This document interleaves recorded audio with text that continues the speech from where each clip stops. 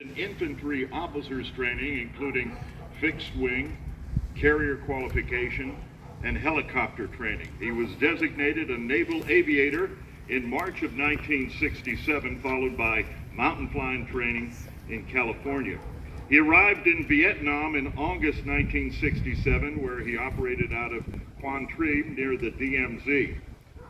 Ed piloted the UH-34D for 863 combat missions before his return home in September 1968.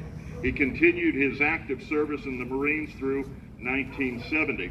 For his dedicated service, Ed was awarded 43 awards, including the Purple Heart, the Air Medal, the Combat Action Ribbon, the Presidential Unit Citation, the Navy Unit Citation, the Meritorious Unit Commendation, the National Defense Service Medal, the Vietnam Campaign Medal, the Vietnamese Cross of Gallantry, and the Vietnam Service Medal, plus many more. He's lived in York County since 2005. He's a life member of the VFW, a life member and former commandant of the Marine Corps League, and a member of the American Legion and Military Order of Purple Heart. He served as coordinator of York County's Toys for Tots for 6 years. Ladies and gentlemen, please help me welcome a true American patriot, Captain Edward Egan.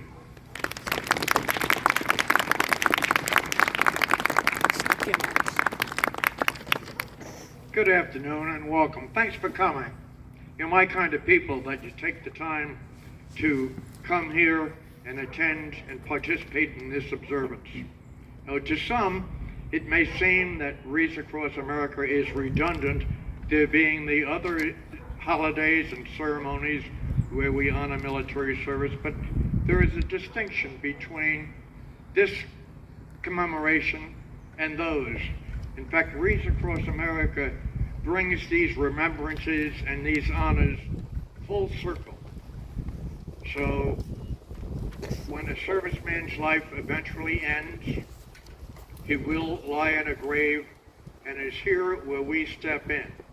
And I think it's a wonderful organization, and just think it started with the good thought and the generosity of one person, the Worcester family, and because it's such a great idea, it has grown. And so I am proud to be part of this in honoring the full circle, the complete human cycle of those who served our country. There are three watchwords that distinguish Wreaths Across America, and they are remember, honor, and teach. Our government by, of, and for the people was unique in history. We became a constitutional republic. Many people get confused and think we're a democracy. That's our manner of voting. But we're a constitutional republic. Our long-sighted, foreseeing forefathers recognized that we needed to be different, that we were different from the way populations of countries in the past had ever been discerned or defined, that we had God-given rights, not at the beneficence of government, but by the grace of God. We denied and defied kings and tyrants, rulers and dictators. Our founders believed that men were born to be free, endowed by their Creator with certain unalienable rights, that rule must be rule of law, not rule of men, that government is at the consent of the governed. They pledged their lives, their fortunes, and their sacred honor to bring our country to be free. Our citizens, soldiers, fought to crystallize these concepts into the country that we've been given. We have been given this. But it takes constant vigilance to maintain that land of the free. Yes, it did take the brave. They learned and showed that with rights come responsibilities. In the context of which we're gathered, we realize that freedom is not free, that service is a responsibility. Over time, the founders' distaste for a standing army became invalid because as the world grew, it changed, and not necessarily for the better. and challenges had to be met quickly. We had to be prepared. Nonetheless, service remained on a voluntary basis until the worldwide conflagrations of the 20th century required a draft. But all who served became veterans, continuing to serve their country after the guns went silent and they returned to homes, families, and jobs and continued to build our country. They knew inherently what Edmund Burke said: the only thing necessary for the triumph of evil is for good men to stand by and do nothing. They recognized that service is a responsibility of our citizenship, that freedom is not free. And thus we remember and honor our servicemen and women on Memorial Day, on Armed Forces Day, and on Veterans Day. And now we have Wreaths across America, and it is not redundant of the other ceremonies and memorials. In fact, it brings them full circle, the full cycle of human life.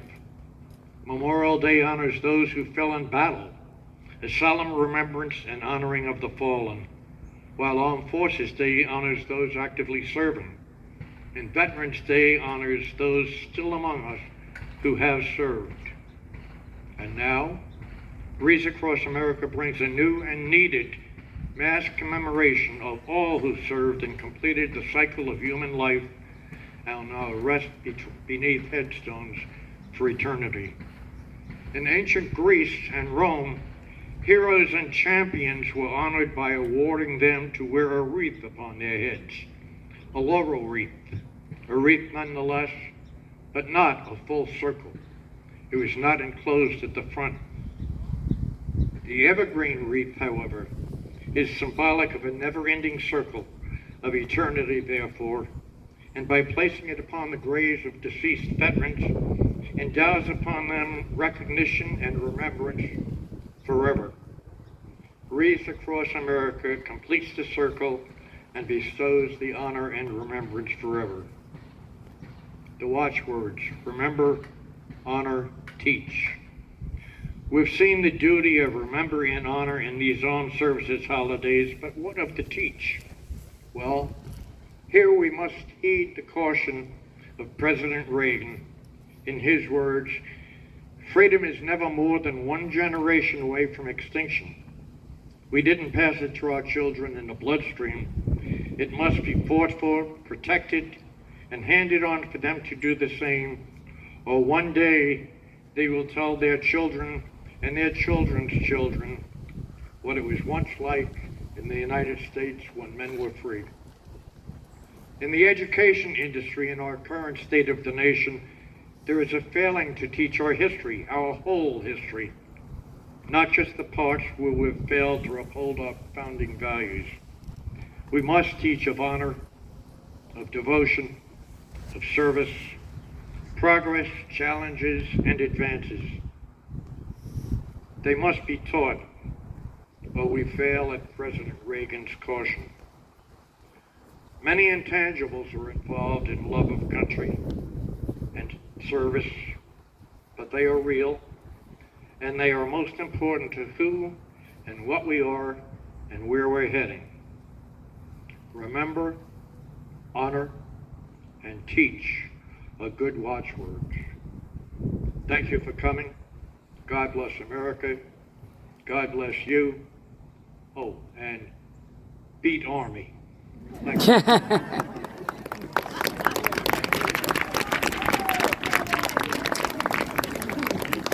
I don't exactly agree.